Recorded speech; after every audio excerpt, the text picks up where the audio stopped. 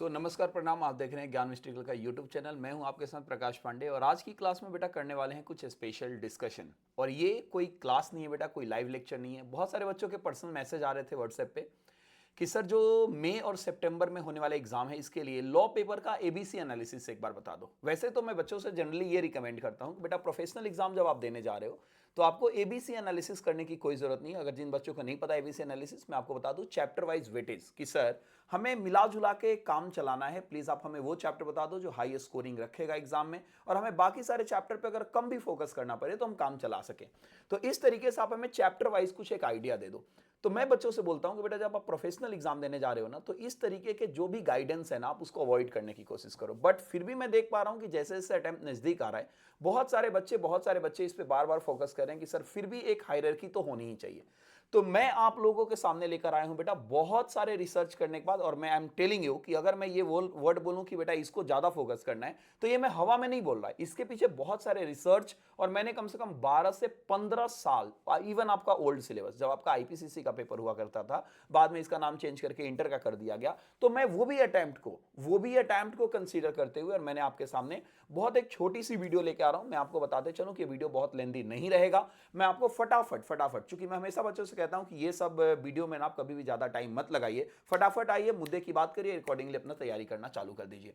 तो मैं आप लोगों को बहुत जल्दी ये बताने वाला हूं कि अगर आप मई और सितंबर के पेपर की तैयारी करना चाहते हैं तो आपको कौन कौन से चैप्टर पे ज्यादा फोकस करने की जरूरत है और किस तरीके से आप अपने एग्जाम को अकॉर्डिंगली प्लान आउट कर सकते हैं। तो ये आपके सामने है बेटा, सीए इंटरमीडिएट का लॉ पेपर एनालिसिस की मैं बात कर रहा हूं और बात है एबीसी एनालिसिस की। मैं यहां पे दोनों अटेम्प्ट की लगभग बात करूंगा, मई और सितंबर अटेम्प्ट की भी, और मैं आपको इसमें कुछ मोटा मोटी बातें बताते चलूं। तो देख बेटा, जो टोटल पेपर आएगा ना आपका, ये आएगा 119 नंबर का, टोटल 119 नंबर का है, जिसमें आपको बेटा अटेम्प्ट करना है 100। और आपको पता है ये बात ऑलरेडी कि सर इस 100 में 70 नंबर आपका डिस्क्रिप्टिव का आता है और 30 नंबर आपके एमसीक्यू के आते हैं। अब देख बेटा, जहां तक अगर तुम बात करो total chapter of law as पर आईसीएआई मॉड्यूल, तो आईसीएआई मॉड्यूल के हिसाब से टोटल 15 चैप्टर्स हैं। और जानते हो बेटा, इस 15 चैप्टर को मैंने 3 कैटेगरी में डिवाइड करके रखा है। 3 कैटेगरी, सबसे पहले पार्ट ए है, फिर पार्ट बी और फिर पार्ट सी। इस टोटल आईसीएआई मॉड्यूल का जो चैप्टर है ना, इसको 3 कैटेगरी में मैंने बांटा है। एक जो कैटेगरी 1 है ये हाई वेटेज है बेटा, और अगर मैं बोलूं हाई वेटेज तो इसका मतलब ये हुआ कि इसमें मैंने टोटल 6 चैप्टर को रखा है, और ये लगभग आपके एग्जाम में बेटा याद रखिएगा 60 नंबर का कवरेज रखता है। 60, आप समझ सकते हो, 6 चैप्टर 60 मार्क्स। मैंने कैटेगरी बी में 4 चैप्टर को रखा है बेटा, और ये 4 चैप्टर जो है ये आपका 25 नंबर का मोटा मोटी कवरेज करता है। और अप्रॉक्स में बोलूं तो 2 4 5 नंबर ही इधर उधर होंगे, नहीं तो बेटा ये श्योर शॉट अगर आप पिछले 10 12 साल का अटेम्प्ट उठा के देखोगे यही पैटर्न रहा है। तो बेटा याद रखिएगा 10 12 साल का पैटर्न अगर ये रहा है तो आगे का पैटर्न भी यही रहेगा। उसके बाद मैंने पार्ट सी में 5 चैप्टर रखे हैं, जिस 5 चैप्टर को मिलाकर बेटा 15 नंबर के आसपास का सवाल आता है। ऑन एन एवरेज आप देखोगे तो 3 से 5 नंबर का एक वेटेज है।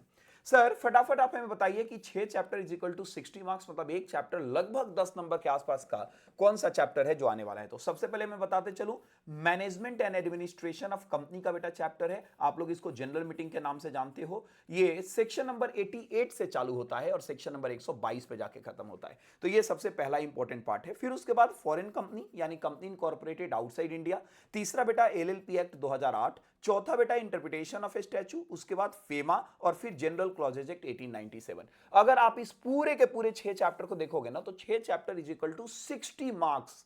मतलब एक बच्चा कह रहा है कि सर मुझे केवल काम की बातें करनी है, तो मैं कहता हूं बेटा इसको रट के चला जा। 60 नंबर में मरे हुए 40 नंबर तो तू स्कोर केवल इन 6 चैप्टर में कर लेगा। मैं 60 में 40 इसलिए बोल रहा हूं क्योंकि एग्जाम प्रेशर में बच्चा कुछ गलत कर देता है, कहीं सेक्शन गलत कोड कर देता है, राइटिंग अच्छे से नहीं बन पाती, इसलिए मैं 40 कह रहा हूं। तो ये 6 चैप्टर 60 नंबर का बेटा कवरेज रखता है। अच्छा फटाफट अगर मैं चलूं बेटा पार्ट बी पे, तो पार्ट बी यानी 4 चैप्टर और 25 नंबर की कवरेज अगर देखा जाए तो बेटा आपका prospectus and allotment of security वाला है, सेक्शन नंबर 23 से लेकर और आपका सेक्शन नंबर 42 तक। उसके बाद डिविडेंड वाला चैप्टर है बेटा, छोटा चैप्टर है लेकिन एग्जामिनर का बहुत प्यारा चैप्टर है। हर अटेम्प्ट आप देखोगे 5 नंबर का क्वेश्चन इंक्लूडिंग एमसीक्यू वगैरह लेकर आ जाता है। फिर उसके बाद बुक्स ऑफ अकाउंट्स का चैप्टर है बेटा, और ऑडिट का चैप्टर है। जब आपका ओल्ड सिलेबस हुआ करता था ना तो ये वाला ऑडिट 39 से लेकर 48 ये तुम्हारे सेकंड ग्रुप के ऑडिट और एश्योरेंस के पार्ट में भी था। लेकिन न्यू सिलेबस जब से आया तो इस पेपर को केवल ग्रुप 1 में रख दिया गया है, ग्रुप 2 से हटा दिया गया, जिसके कारण इस पूरे के पूरे चैप्टर की वेटेज ना बढ़ गई है। तो ये आपका पूरा 4 चैप्टर बेटा लगभग 25 नंबर का आता है आपके एग्जाम में। और इस 5 चैप्टर, इसको मैं कॉमन और मिसलेनियस चैप्टर कहता हूं। प्रिलिमिनरी देख लिया जाए, इनकॉर्पोरेशन ऑफ कंपनी देख लिया जाए, शेयर कैपिटल का पार्ट है बेटा, उसके साथ साथ आपका डिपॉजिट का पार्ट है, चार्ज का पार्ट है। ये पूरे 5 चैप्टर जो है ना, इन ये पांचों चैप्टर मिला के बेटा 15 नंबर आएगा। अच्छा, मैं अगर आपको बोलूं कि सर इसमें भी ज्यादा इंपॉर्टेंट, तो इसमें भी ज्यादा इंपॉर्टेंट बेटा डिपॉजिट। डिपॉजिट से आपके एग्जामिनर को हमेशा प्यार रहा है। हर अटेम्प्ट में कहीं ना कहीं 5 नंबर का क्वेश्चन ये लोग पूछ लेते हैं और केस स्टडी पूछते हैं। अब आप बोलोगे सर ये चैप्टर तो प्रिलिमिनरी देखा जाए, इनकॉर्पोरेशन देखा जाए, शेयर कैपिटल, सर ये तो लेंथी चैप्टर्स हैं। लेंथी चैप्टर होने के बावजूद भी ये छोटे मोटे हैं क्या? आंसर इज यस, बिल्कुल छोटे मोटे कवरेज रखते हैं। उसका एक लॉजिक भी है बेटा कि इनकॉर्पोरेशन और शेयर कैपिटल का लगभग 20% पोर्शन आपको फाउंडेशन में भी पढ़ना है। तो एग्जामिनर क्या करता है ना कि लगभग लगभग पार्ट फाउंडेशन भी बच्चों से पूछता है, इंक्लूडिंग डॉक्ट्रिन वगैरह, जो आप लोगों ने constructive notice, indoor management, alter ego और अल्ट्रा वायरस का कॉन्सेप्ट पढ़ा है, ये सब फाउंडेशन में भी पूछ लिया जाता है। इसलिए बेटा यहाँ पे इसकी कवरेज कम होती है। सिमिलरली शेयर कैपिटल में differential voting right, same voting right, equity share, preference shares, debenture का मीनिंग एंड टाइप्स, उसके बाद सेक्शन 43, 44, 45, ये सब आपका फाउंडेशन का टॉपिक है।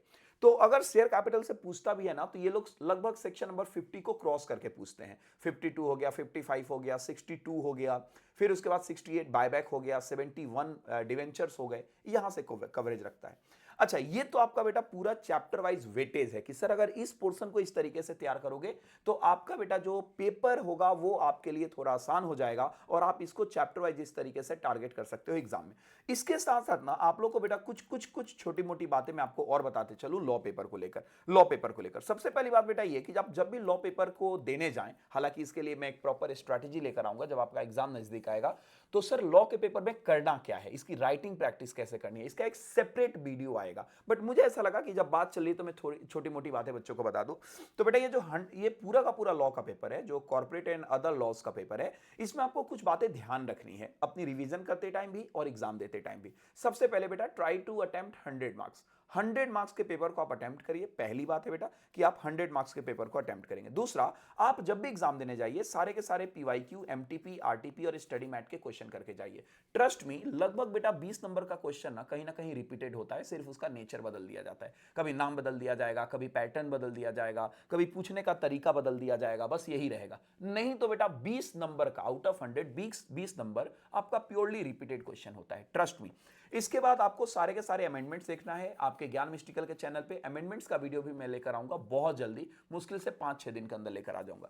तो अमेंडमेंट्स करिए, अमेंडमेंट से भी 5 से 7 नंबर का क्वेश्चन पूछेगा ही पूछेगा। और वेरी इंपॉर्टेंट, अगर मैं बोलूं 100 मार्क्स का पेपर अटेम्प्ट करो तो नालायक को टाइम मैनेजमेंट तो करना ही होगा। अच्छा, टाइम मैनेजमेंट को लेकर ना बच्चों से मैं बहुत एक सिंपल सा रूल बोलता हूं कि देख बेटा, तेरे एग्जाम में एमसीक्यू भी आता है, डिस्क्रिप्टिव भी आता है। एमसीक्यू को 30 मिनट में आप कंप्लीट करिए, दैट्स इट। 30 नंबर और 30 मिनट कंप्लीट करो, और पूरे 70 नंबर के लिए आप 2.5 घंटा रखो। अब देख बेटा, अगर आप 70 नंबर में देखोगे ना, तो टोटल क्वेश्चन आपसे पेपर में पूछा जाएगा 6, लेकिन एक आपका होता है ऑप्शनल, जिसके कारण आपको अटेम्प्ट करना है, क्या बोलो बेटा, 5।